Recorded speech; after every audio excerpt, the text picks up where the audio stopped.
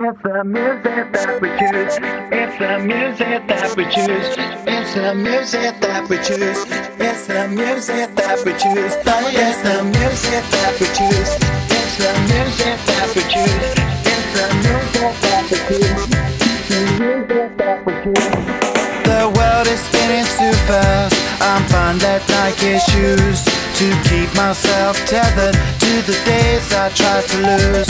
My mama said to slow down, you must make your own shoes. Stop dancing to the music, I've got gorillas in a happy mood. Keep my groove on. It's the music that we choose. It's the music that we choose. It's the music that we choose. It's the music that we choose. It's the music that we choose. It's the music that we choose. It's the music that we choose. You go get the cool, get the cool shoe shine, get the cool shoe shine, get the cool shoe shine.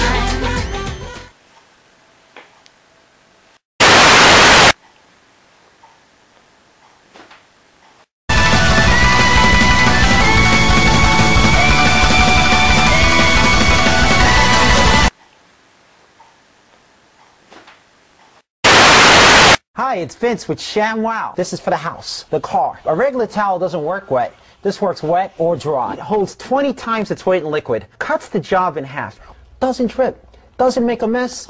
Wring it out, you wash it in the washing machine. Many pollutants from terrestrial and freshwater ecosystems are carried to the oceans, where they are spread out. But before the pollutants can reach the ocean, they must flow through the waters that adjoin the land. Also, areas with lots of industry and production highly pollute the water around it. Today we will further examine into one specific source of water pollution.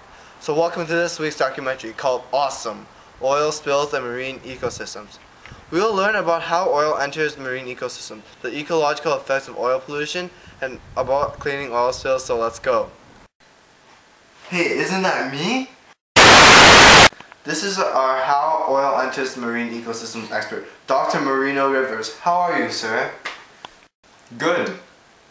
Crude and refined oil can pose serious ecological threats to oceans. Mr. Rivers, please tell us how oil enters marine ecosystems. You see, although oil gets into the water in many ways, oil tanker accidents receive the most publicity. In fact, oil tanker accidents account for only a small percentage of oil getting into the ocean. Things like offshore wells, daily washing of tankers, storage leaks, naturally occurring seeps in the ocean, and land activities all contribute to the majority of the oil found in oceans. Oil tanker accidents. This is when an oil tanker collides with something in the ocean, such as icebergs or other ships, like this.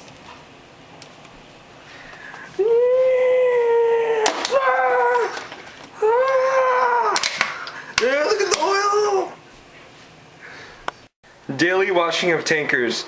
Washing tankers can also bring oil into the ocean, like this.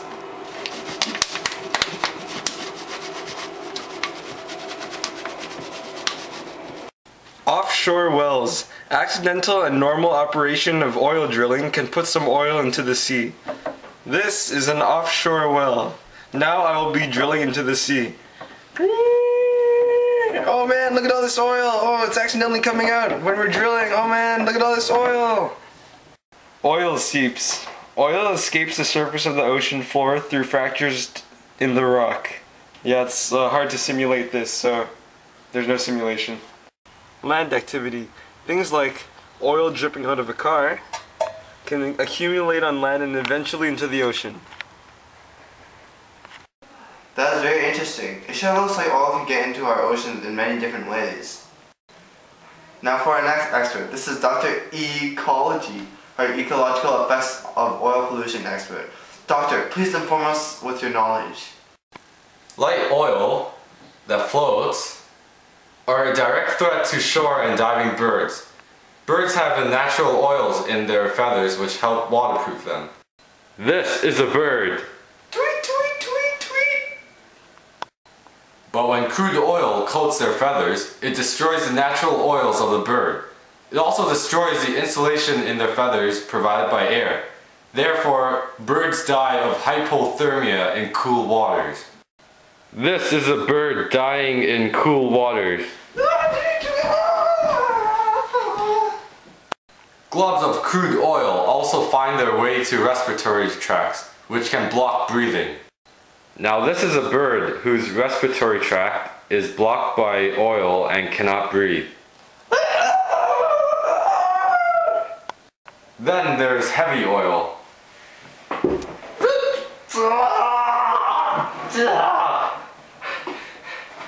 Never mind.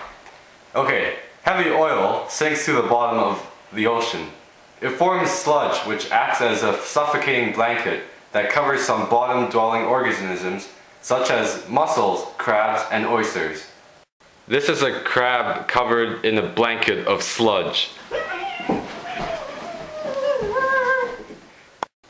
As carnivores eat these, oil finds its ways into the body of consumers, such as fish, birds, and even humans. Thank you, Dr. Ecology, for your time. Now for our next expert, we have Dr. Clean, our cleaning oil spill expert. Dr. Clean, please inform us with your cleaning expertise. Thank you. Well, cleaning an oil spill is controversial, and some see it as ineffective. For example, the Exxon Valdez incident in 1988 cost $2.2 billion to clean up, and may have been a complete waste of time and money. During the cleanup, however, some sites on the shoreline were washed with hot water from a high-pressure hose. However, the hot water heavily damaged the shorelines, and the damage done to them caused them to recover even slower than the unwashed sites. Another method used to clean up the Exxon Valdez oil spill was by spraying hot water on the shoreline. This is why it didn't work. So hot water! Another method of cleaning that caused about as much harm as it did good was using floating sponges. What these sponges would do is they would absorb the oil before it reached the shore, and therefore preventing a lot of damage. It looked like a good idea on paper, but put into practice, no, didn't quite work out as well. The problem was that this method required a lot of people and equipment, and the weight of all these people and the equipment walking through the intertidal zones, what it did is it killed many of the animals that were already there. That of course, they survived. The ones that survived the already horrific slaughter of the oil sludge. This is a reenactment of how the sponges proved to be ineffective in a marine ecosystem.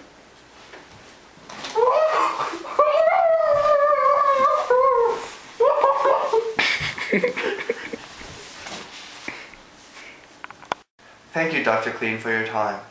Thank you for watching our documentary on Awesome. Please join us next week for our new documentary on logging. Whoa, that was the best documentary ever. If that was a science project, it should get 100%. It's the music that we choose. It's the music that we choose. It's the music that we choose. It's the music that we choose. It's the music that we choose. It's the music that we choose. It's the music that we choose. The music that we choose. The world is spinning too fast. I'm finding Nike shoes to keep myself tethered to the days I tried to lose. My mama said to slow down, you must make your own shoes.